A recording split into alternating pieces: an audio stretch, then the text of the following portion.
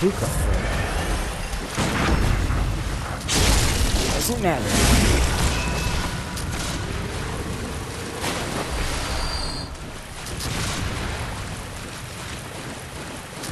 Okay, now to get back up.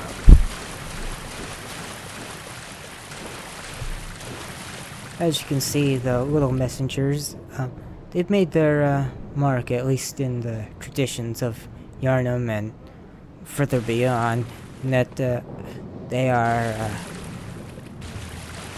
immortalized in these statues. And there's more beyond that in the world of Bloodborne, as more or less they are small little spiritual creatures who have an acute fondness for the hunters. They greatly respect them, and they have sort of like a childlike fascination for helping them.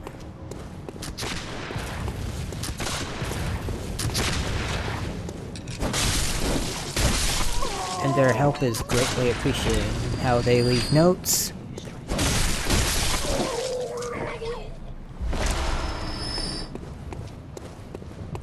Oh, that's where that redhead spirit guy came from.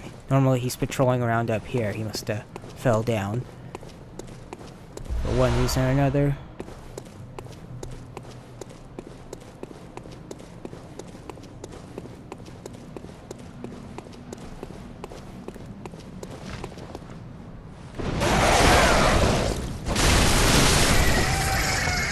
In regards to the sound design a little bit, the carrion crows, for whatever reason, most likely to make them sound more frightening, is that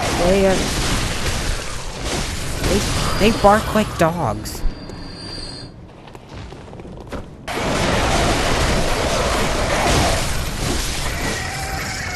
Oh, jeez. And they also hit like a truck if you let them peck at you.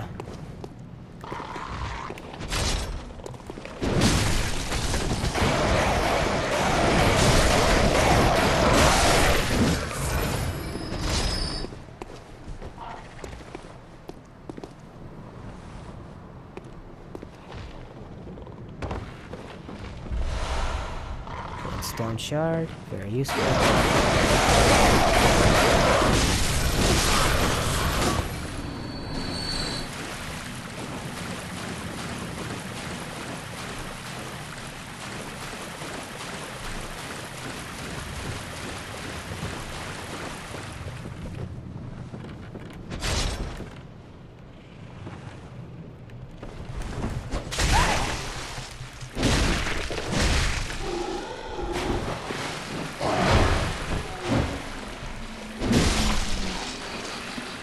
Now,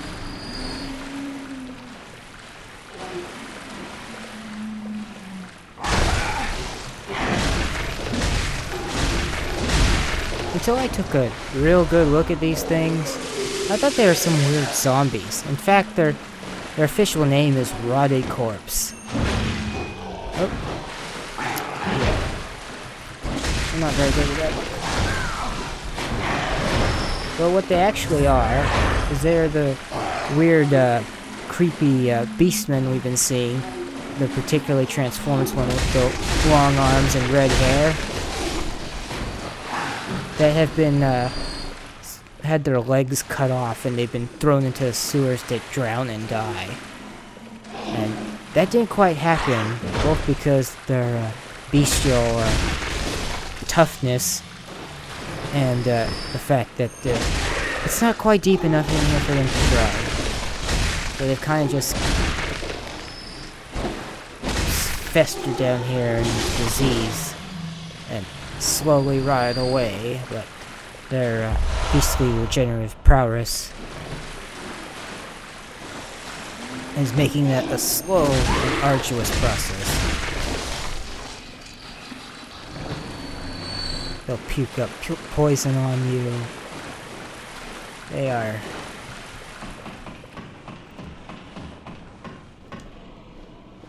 They're not living the best life. Let's put it that way. Yeah. Until I got a good look at their design, I thought they were some weird generic zombies that made no sense with the rest of this lore or Yarnum in general. Like, why are these here? Then I actually spent a minute and looked at the design and realized, oh, they're the beast people that weren't quite dead when they threw them into the sewer.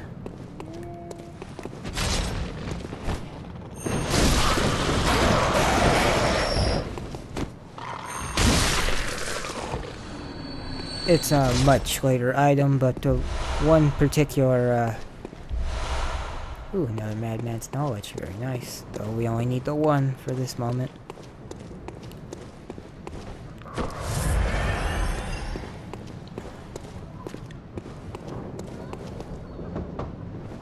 Wretched outsider. Trying to fool me to open this door. Heavens, the depths of depravity. Wretched outside heaven. Funny thing is, this has the light underneath the door, but it does not have the red lantern. For some weird reason. Anyhow, the rotted corpse creatures that we were killing. The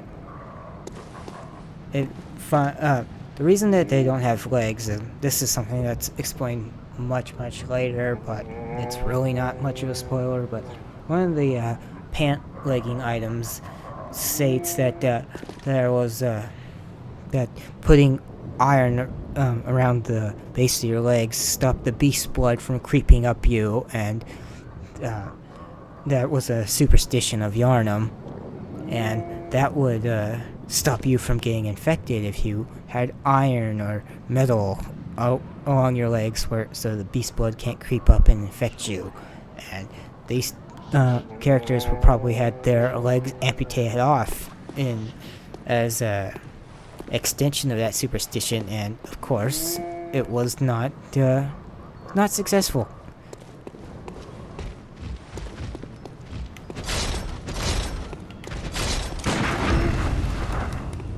Another hunter's minion. Here they're using a large female statue.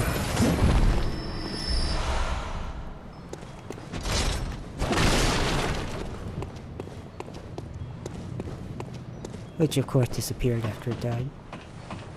Now, I'll be quiet for a moment and you can listen to a music box playing.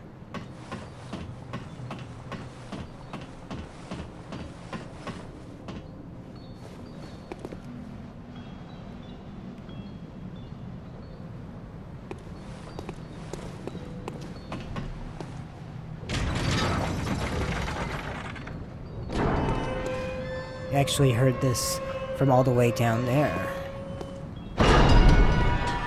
This is a semi-important character. Completely optional, but they are important for some of the going-ons ahead. Who are you? I don't know your voice, but I know that smell. Are you a hunter? Please will you look for my mum? Daddy never came back from the hunt, and she went to find him, but now she's gone too. I'm all alone and scared. Really? Oh, thank you. My mum wears a red jeweled brooch. It's so big and beautiful, you won't miss it. Oh, I mustn't forget. If you find my mum, give her this music box. It plays one of Daddy's favourite songs, and when Daddy forgets us, we play it for him so he remembers. Mum's so silly running off without it. Let's take a look at that music box that we were given. It's a consumable, but it's infinite use. A small music box received from a young Yarnum girl. What the hell is that accent? You can play it? A small music box received from a young Yarnum girl. Plays a song shared by her mother and father. Inside the lid is a small scrap of paper. Perhaps an old message. Two names can be made out, however faintly. viola and Gascoigne.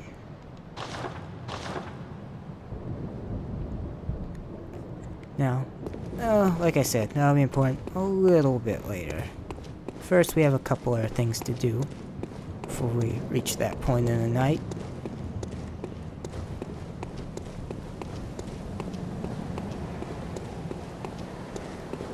Back to where the Scourge Beasts were, but these statues of women are sort of like crying or pulling their hands in some sort of praise,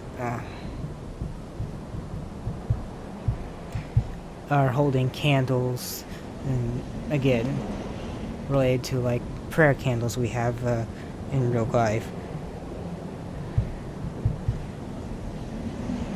And many of them covering their faces. They've got sort of a nun look to them. Some of them holding the street light. It's to blend in with our things that seem to have gone a little more modern, since the other ones were placed here with the candles. And also worth noting is on the streetlight candle ones, streetlight ones, there are messengers at the base. Again, showing how messengers are part of the culture of Yharnam and this world in general.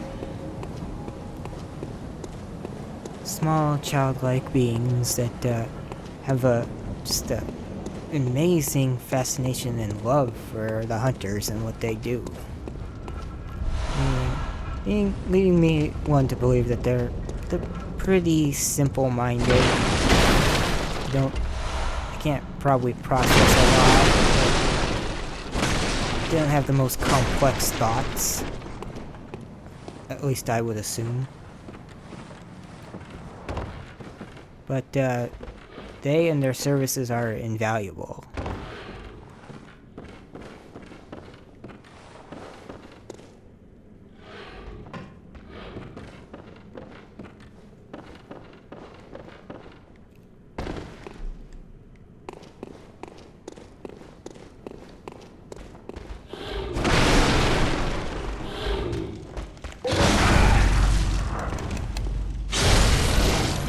Another helpful tip for visceral attacks: sure you've locked on, and rush in there with the circle button. I know some people like to play games like this by completely ignoring lock on, and I find that weird. I mean, if lock on is part of the game design, I'll use it for the most part. It's possible, but sometimes I won't. Like Monster Hunter, I'll keep it on the target lock camera rather than the full lock on, because it just doesn't work quite as well. The game series at its very core was not built with any form of lock on in mind, and that still persists to this day. And I feel the lock on camera is a little too tight. But anyhow, the point I was trying to get at is in Bloodborne, actually being locked on changes how you dodge. When you aren't locked on, tapping the circle button is a roll. Similar to Dark Souls, there's some invincibility frames in there, so if you're hit during it, you won't get harmed. But I'll try to show it off a little better in the little weaker enemy or something coming up here, such as these rats.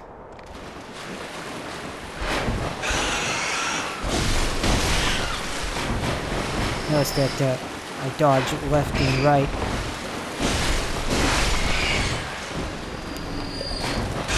Got a sort of almost anime feel to it.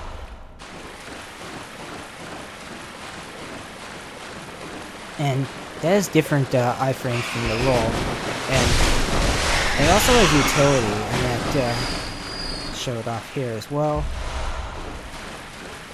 That dodging back and forth and then tapping the attack button produces an attack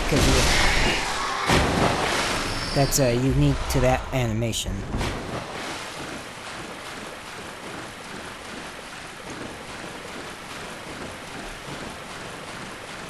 So, trying to play Bloodborne without lock-on seems pretty just antithetical to some of its design.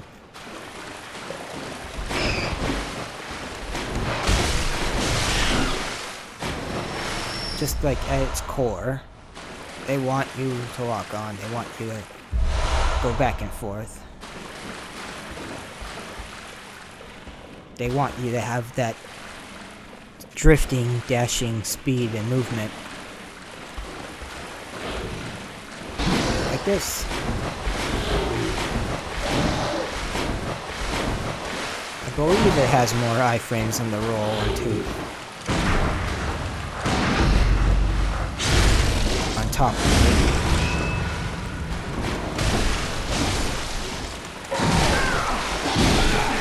Oh. That was confident there. Don't do that.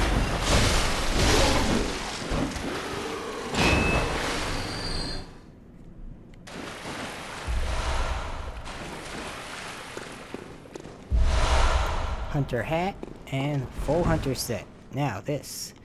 We're gonna rock this for a little while.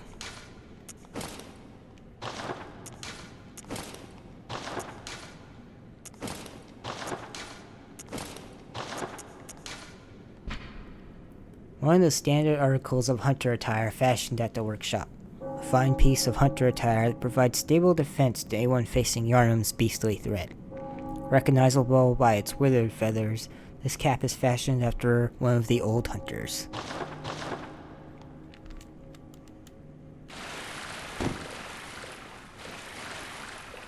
Old prejudices make men blind, drive them mad, devours his heart, and turn him into a beast. That there is a quote from Brotherhood of the Wolf, a 2001 horror action-y movie. God, I'm blanking on the director's name right now, but that film was one of the prime inspirations for Bloodborne as a whole. The main characters in the beginning of the film show up wearing very similar garb to this, and one of them, the Native American character, ends up taking on an entire group of like crazy village type people, and they end up fighting, and he beats them all with just a stick and his own form of hand-to-hand martial art combat. And on top of it, they wear these outfits are nearly identical. It is no stretch of imagination, especially when it came from Miyazaki himself, that it was a huge inspiration for this game. Okay, how do I get out of here again? I kind of got lost in my thought there. Oh, item.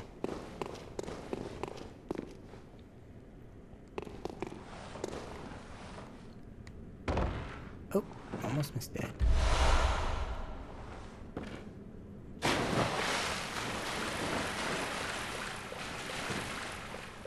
Yeah, not going that way.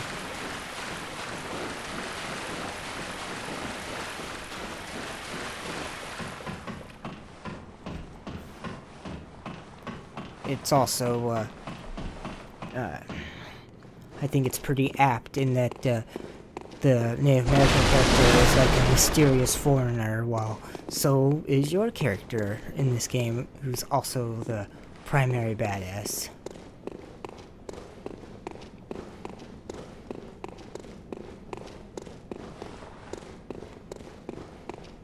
Oh, I remember how to get out here now. Duh. That big old ladder.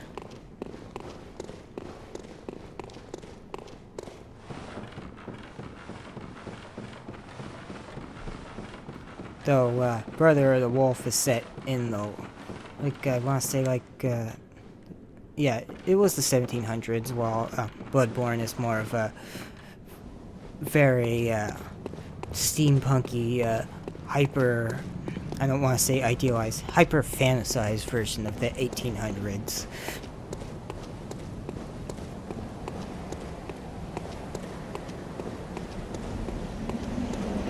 Now we're gonna head back to the Hunter's Dream, but let's kill a few of these enemies first.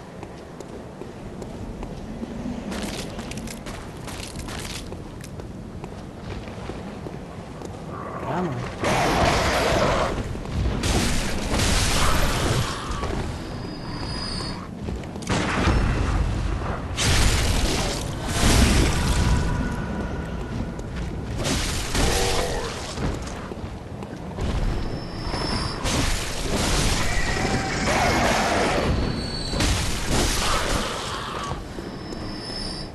Not going through that archway.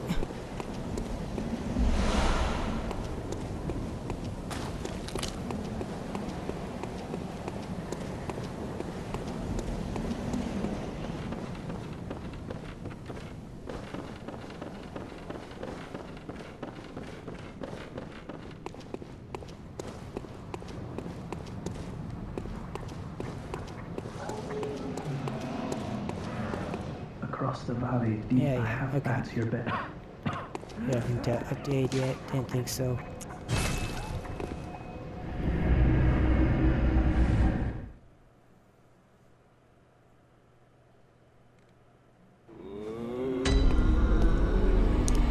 And now that we have earned 1 point of insight, the doll has awoken and is ready to speak to us.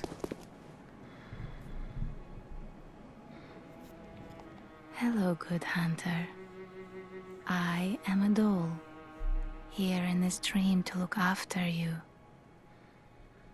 Honorable hunter, pursue the echoes of blood,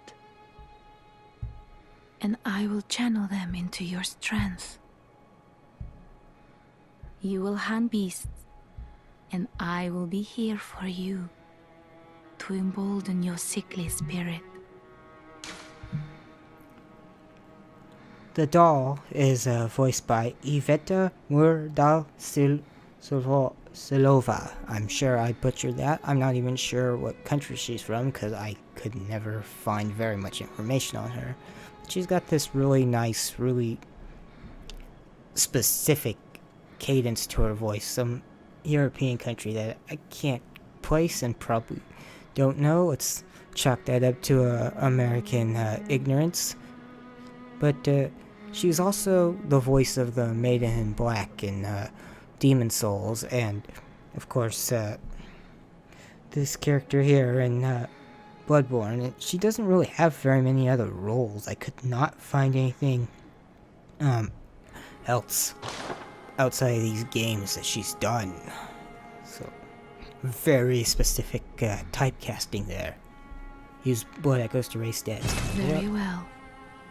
Let the echoes become your strength. Let me stand close. Now shut your eyes. Alright, let's see how many we got here. Okay, so we got 6 levels. So let's bump that up to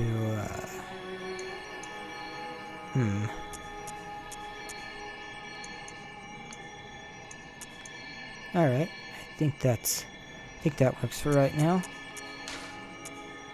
Gonna be pumping a lot into strength in this run. Did you speak with Gehrman? He was a hunter long, long ago, but now serves only to advise them. He is obscure, unseen in the dreaming world. Still, he stays here, in this dream. Such is his purpose. Farewell, good hunter. May you find your worth in the waking world.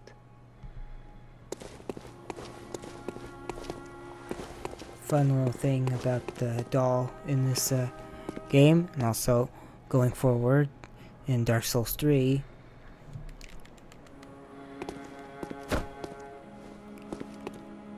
Now that wasn't a reaction. She reacts based on what gestures you do. It's a nice little detail. If she doesn't have a specific reaction to it. She'll just do that to sort of lean to the side, confused look.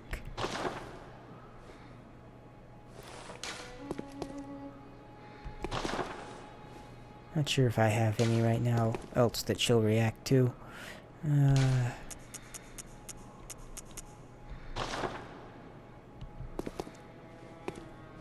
Nope.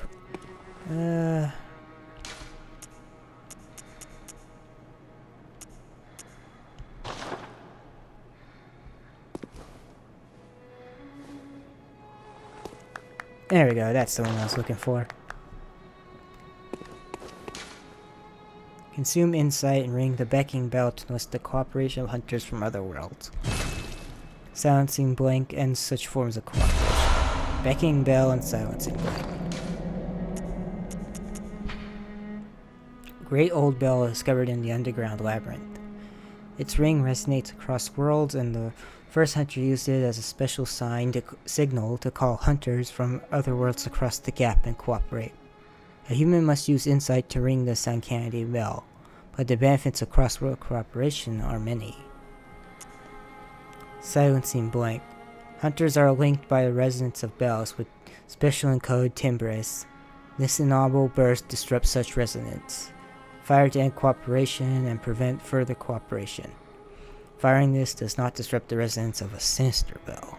These are basically just co-op items, though the becking bell does have use offline to summon NPCs in certain areas. Consume insight and ring the old hunter bell to enlist the cooperation of old hunters. Old hunter bell. Which, that one more so is... Aha! You must be the new hunter. Welcome to the hunter's dream. This will be your home for now. I am... Gehrman. Friend to you hunters. You're sure to be in a fine haze about now, but don't think too hard about all of this. Just go out and kill a few beasts. It's for your own good. You know, it's just what hunters do. You'll get used to it.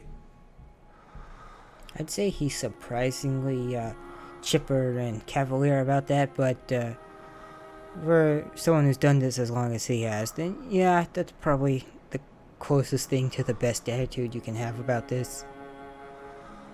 This was once a safe haven for hunters. A workshop where hunters used blood to enhance their weapons and flesh. We don't have as many tools as we once did, but you're welcome to use whatever you find. Even the doll, should it please you. Now, some people interpret that as creepy. I always took it a little more innocently in that he meant using your blood echoes to level up, as he was just talking about changing your flesh, which is ostensibly what she's doing by leveling you up with the blood echoes. Some people think that's creepy and he means some sort of weird sex doll. I could see that, but I really hope that was not the intent. This was once a safe haven, a workshop where hunters used blood. You're welcome, even the doll. I mean, he does whisper it, which does make it creepier than it needs to be. Over here is our workshop. We can use those blood and stone shards to upgrade our weapons.